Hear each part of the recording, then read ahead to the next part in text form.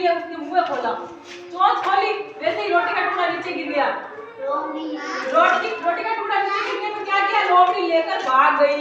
फिर कौवा पछताता ही गया पीछे।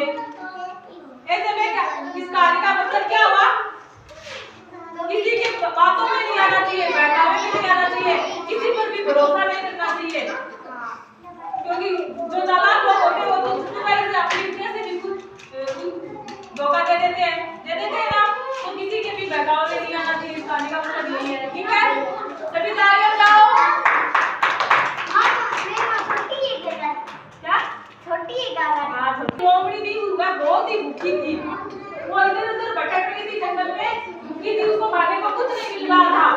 तब उसने क्या किया, वह एक बाग था, वो उस बाग में घुस गई। बाग में घुसी, उस बाग में एक बेल थी, अंगूर की बेल। अरे पीछे क्या है, बेल अंगूर जो होते हैं वो बेल को ही लिखते हैं ना।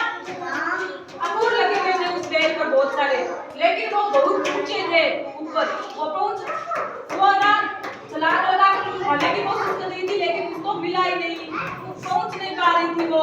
फिर उसने वो पीछा करना छोड़ दिया अंगूर का, और वहां से चली गई। और चलते चलते उसने क्या सोचा, मन में ये सोचा, ऐसे ही सोच लिया उसने मन में, ये तो खट्टे हैं, ये मेरे खाने के लिए नहीं है, इसमें खाऊंगी तो इससे बीमार हो जाऊंगी।